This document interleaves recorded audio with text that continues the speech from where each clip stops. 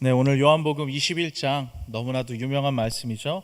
15절부터 19절 말씀을 가지고 사랑의 재확인, 부제로는 예수님의 AS라는 제목으로 하나님 말씀 함께 나눠보도록 하겠습니다. 우리가 어떤 일을 하든지 중요한 게 몇 가지 있는데요, 그 중에 단연코 동기부여가 참 중요한 것 같습니다. 제가 중학교 1학년, 2학년 때까지 팽팽히 놀았거든요. 정말 열심히 놀았습니다. 근데 중3이 되니까 걱정이 되더라고요. 내가 고등학교를 갈 수 있을까? 그런데 이 걱정, 미래에 대한 염려가 동기부여가 돼서 중3에 열심히 공부했습니다. 막 성적이 쭉쭉 오르는데요, 난리가 났습니다. 어머니가 평소에는 뭐라고 하시던 그런 어머니가 제가 공부하고 있는데 바카스를 사들고 오시더라고요. 동기부여가 그만큼 중요하고 또 무섭습니다. 어떤 목적이나 이루고자 하는 목표를 향하여 자극하는 힘, 이게 바로 힘, 동기부여입니다. 동기부여가 결여된 일은 사실상 죽은 거나 마찬가지죠. 시간도 노력도 들이지만 사실은 발전도 성숙도 없이 그저 그 시간과 노력을 허비할 뿐입니다. 아니, 사실은 그 일을 제대로 완수하기도 어려운 것이 동기부여가 없다는 그러한 현상입니다. 그래서 동기부여가 되지 않는 일을 그 하는 사람은요, 사실 그 일에 집중하지 못하죠. 그렇잖아요. 내가 이 일을 왜 해야 되는지도 어떻게 해야 되는지도 모르는 사람한테 그 일을 맡겨놓으면 집중하지 못해요. 그냥 시간에 닥쳐서 하는 거죠. 그리고 오늘 본문에 등장하는 베드로라고 하는 제자가 그러한 사람이었습니다. 오늘 사실 이 요한복음 말씀은요, 20장으로 끝나도 누구 하나 뭐라고 할 수 없는 완성된 복음서예요. 자, 20장 마지막 내용은 무엇이냐 하면은 예수님께서 부활하셔서 제자들에게 찾아오셨어요. 이 제자들에게 찾아오시고 이제 도마가 예수님에 대해서 고백을 하는데 뭐라고 고백을 하는가? 예수님은 나의 주요 나의 하나님이십니다 고백해요. 그리고 예수님이 네가 보고 믿느냐 보지 않고 믿는 자는 복되도다 이렇게 이야기를 하셨어요. 그리고 마지막으로 이 요한복음을 기록한 이유에 대해서도 설명합니다. 우리 읽지는 않았지만 20장 31절 제가 읽어드릴게요. 한번 보세요. 오직 이것을 기록함은 너희로 예수께서 하나님의 아들 그리스도이심을 믿게 하려 함이뇨 또 너희로 믿고 그 이름을 힘입어 생명을 얻게 하려 함이니라. 이 책의 기록 목적에 대해서 마지막에 결론을 딱 지어버리는 거예요. 예수님이 하나님의 아들이라는 걸 믿게 하기 위함이다. 그리고 믿어서 생명을 얻게 하게 하려 함이다. 결론을 지었으면 여기서 끝나면 되죠. 그렇죠? 그러나 요한복음의 말씀은 한 장 더 있습니다. 그게 바로 오늘 21장의 이야기예요. 어쩌면 이 21장의 이야기는 예수님께서 부활하시고 그리고 제자들이 예수님을 믿고 그리고 또한 신앙으로 고백을 하고 그 다음에 벌어지는 일들, 사실 우리가 예수를 믿고 우리에게 벌어지는 그 일들에 대해 예수님께서 주시는 해답과 같은 이야기라고 볼 수 있습니다. 오늘 20장에서 예수님이 부활하시고 그래서 부활하신 예수님을 보고 믿고 신앙의 고백을 한 제자들이 어떻게 했을까요? 바로 자신의 일상으로 돌아갑니다. 예전의 삶으로 돌아가요. 제자들이 어떻게 해야 될지 모르고 있을 때 이 수제자, 제자들의 리더격이라고 할 수 있는 베드로가 이야기합니다. 나는 물고기나 잡으러 가겠다. 그리고 갈릴리로 돌아갑니다.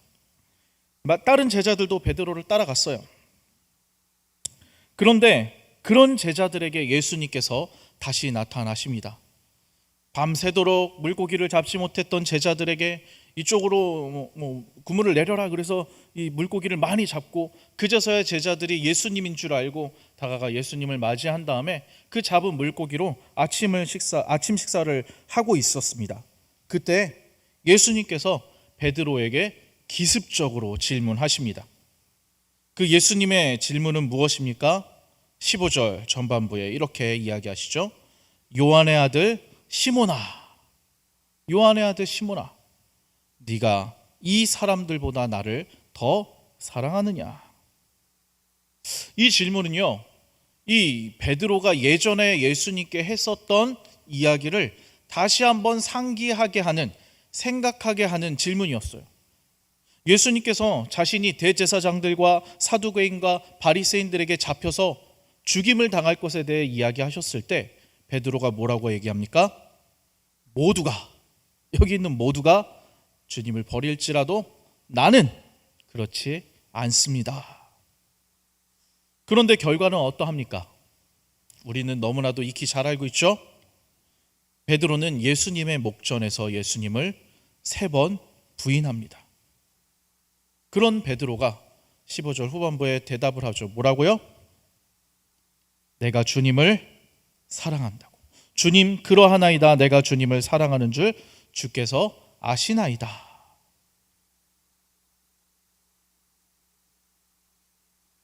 뻔뻔하죠. 그래서인지 예수님은 다시 한번 물으십니다. 요한의 아들 시몬아, 네가 나를 사랑하느냐? 이번에는 이 사람들보다가 빠졌어요. 그래, 알겠다. 이 사람들보다 사랑하는 줄은 알겠다. 그런데 네가 나를 사랑하긴 하니? 이렇게 들리는 것 같아요. 그리고 베드로는 또다시 대답합니다.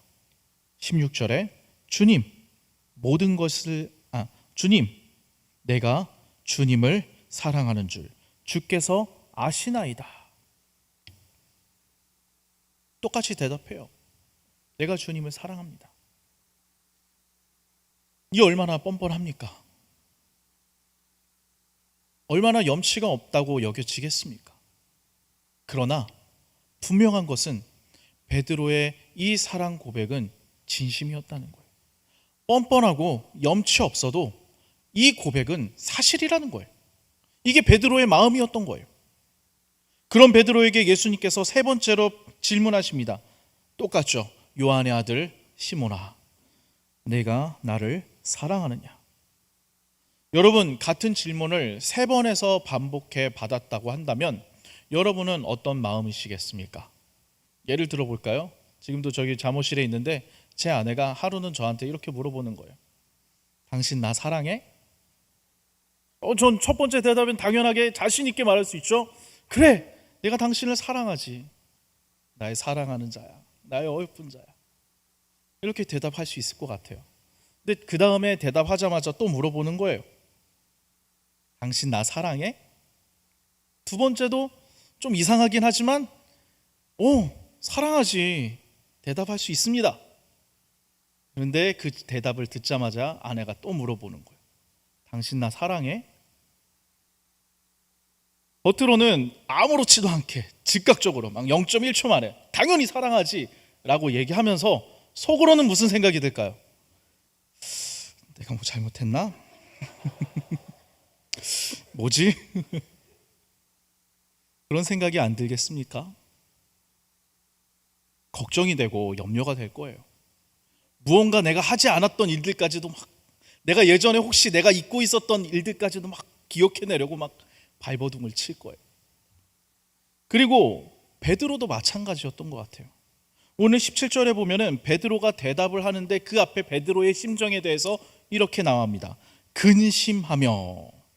베드로는 근심했어요. 당연하죠.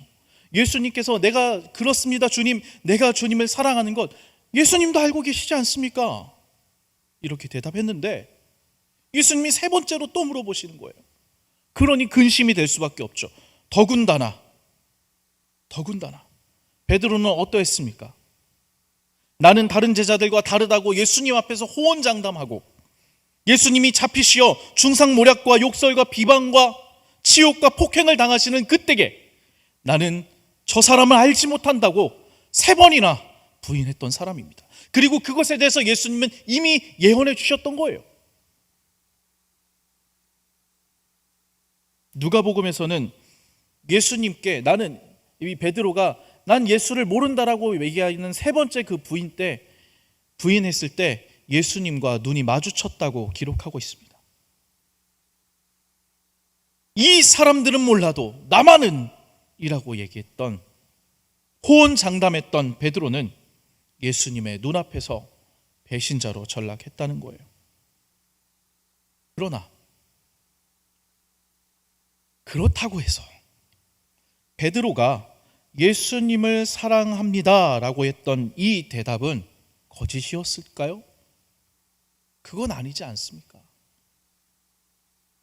진심이었지만 전적이 있으니 근심하는 거예요.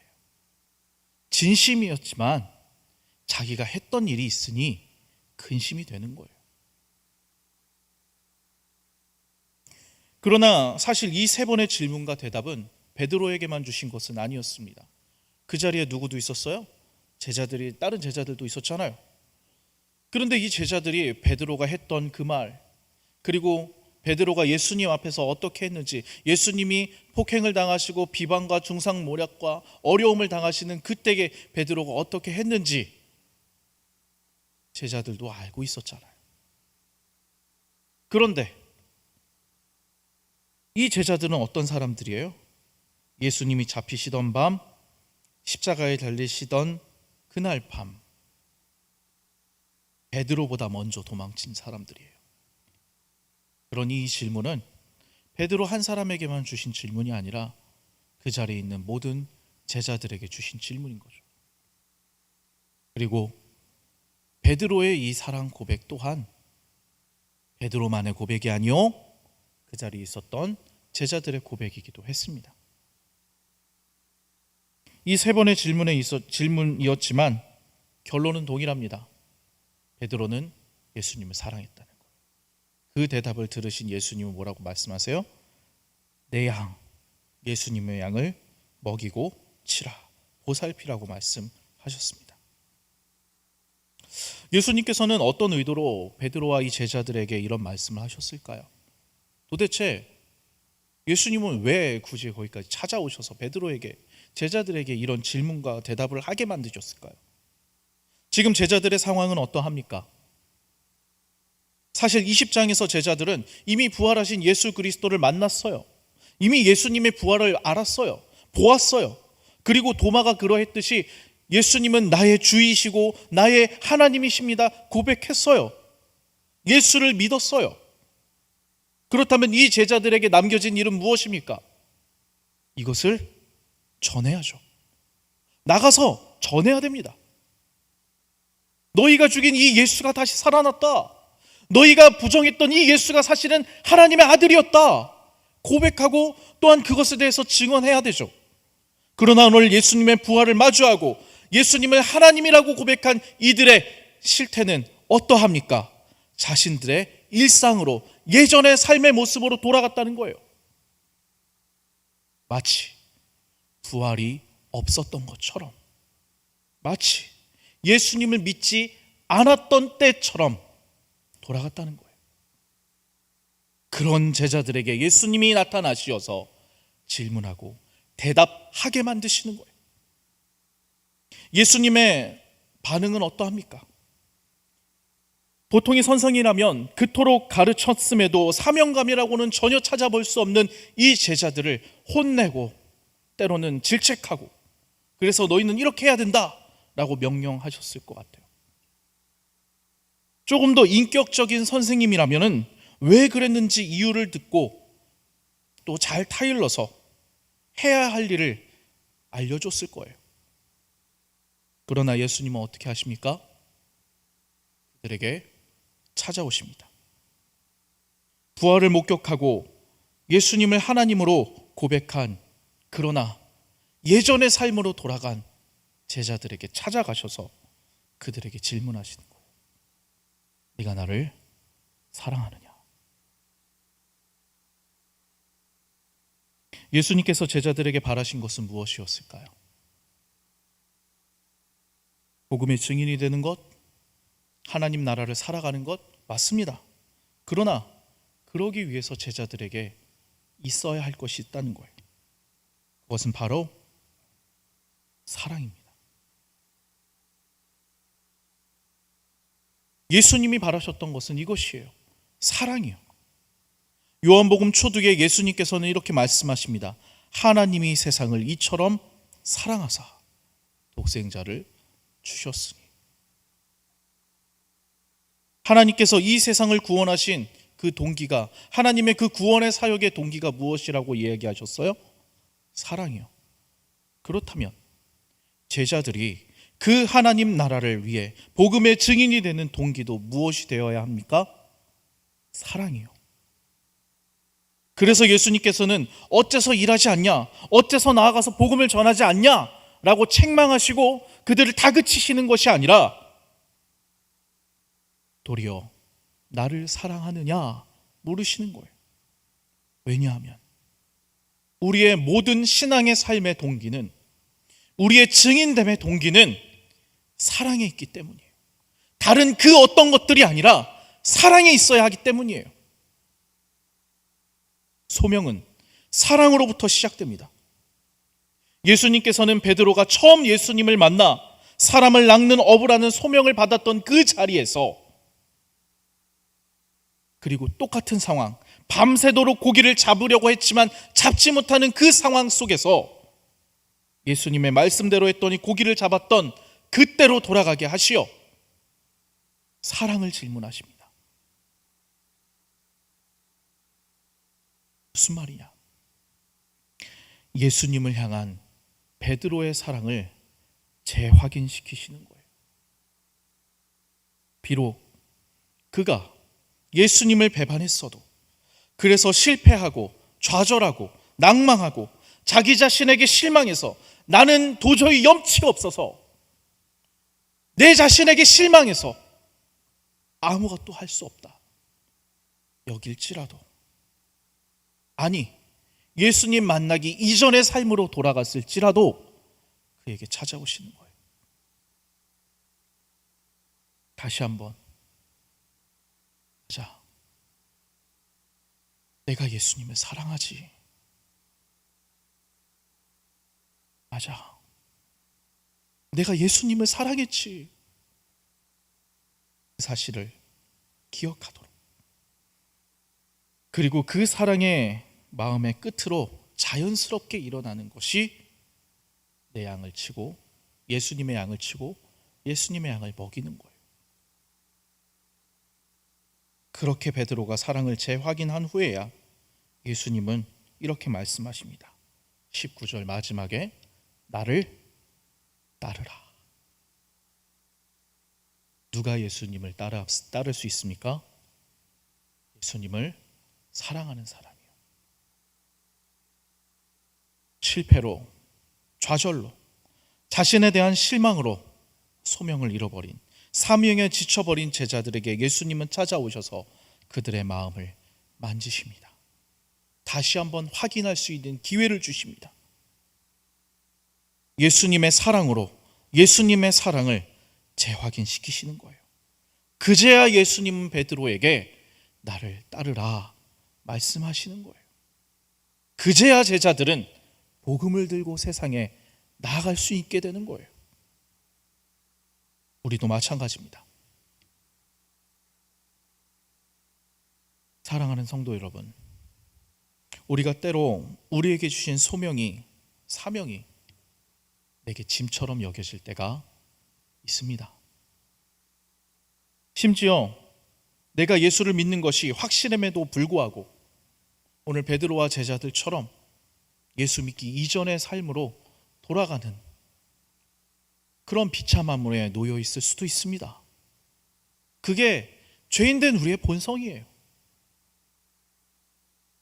이것이 반복되고 이제는 너무나 익숙해져서 그것에 대한 위기감조차도 들지 않아 도저히 어떻게 해야 될지 모를 때도 있습니다.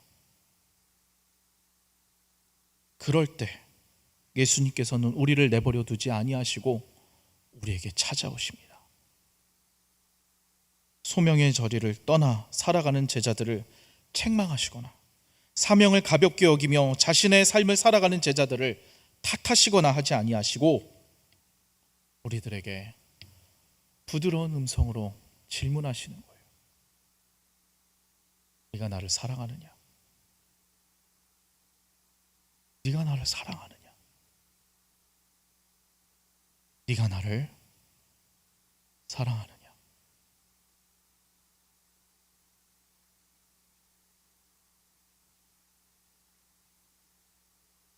지금 내가 지쳐 있을지라도 그 사명을 포기하고 싶은 마음이 들지라도, 아니 예수 믿기 이전에 내 삶으로 돌아갔을지라도 우리 안에 분명한 거 하나 있잖아요.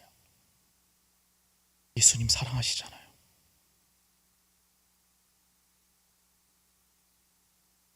그것만 살아있다면 다시 소명의 자리로 나아갈 수 있는 겁니다. 그걸 확인시켜 주시려고 예수님 찾아오셨어요.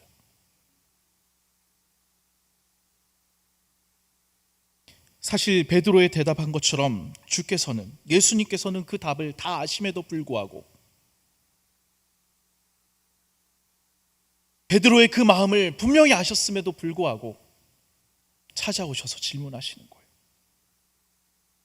우리가 예수님을 사랑하는 것을 아시고 있기 때문에 소명을 잃어버리고 사명이 지쳐버린 자들이 다시 그 소명의 자리로 나아갈 수 있도록 하나님에 대한 사랑밖에 없기 때문에, 그거 아니면 안 되기 때문에 그 마음을 아심에도 불구하고 질문하시는 거예요. 사랑을 재확인할 수 있도록 다시 찾아오시는 거예요. 처음 베드로를 부르셨던 그 장소, 그 자리, 그 상황 속에서 다시 물어보시는 거예요. 네가 나를 사랑하느냐고. 그리고 우리는 다시 기억할 수 있게 되는 것입니다. 맞아, 내가 예수님을 사랑하지 않아서 이러고 있는 게 아니야. 나는 예수님을 사랑해. 동기부여가 없는 일은 죽은 일입니다. 아무리 대단한 일과 대단한 과업을 이루고 있다고 할지라도 그 사람에게 아무런 유익이 되지 않아요. 모든 예배에 참여하고 헌금을 말도 안 되는 액수로 하고 새벽마다 나와서 몇 시간씩 기도하고 성경을 몇십 독하고 좋습니다. 그러나 사랑이 없다면, 예수님에 대한 사랑이 그것이 동기가 되어지지 않는다면 아무런 소용이 없어요. 아니, 사실은 할 수도 없습니다. 그걸 아셨기 때문에 예수님은 다시 찾아와 사랑하느냐고 물으신 것입니다. 이 자리에 혹여나 소명을 잃어버린 것 같은 분 계십니까? 사명에 지치신 분이 계십니까? 하나님을 배반하고 외면했던 그 모습이 자꾸만 반복되어 하나님께 나아가는 것조차 송구하다고 여겨지시는 분이 계십니까? 그러나 여러분 기억하세요. 여러분께 찾아오셔서 예수님 오늘도 물으십니다. 네가 나를 사랑하느냐?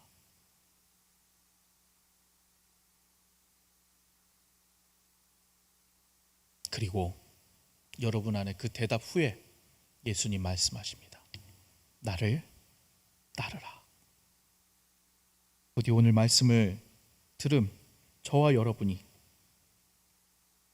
그 사랑을 재확인시키시며 나를 따르라 하시는 주님의 그 음성에, 네 주님, 내가 주님을 사랑하기에 따르겠습니다, 기쁨으로 다시 한번 우리 마음을 고치시며 그 소명의 자리로 나아가게 하시는 은혜가 있기를 주님의 이름으로 축원합니다.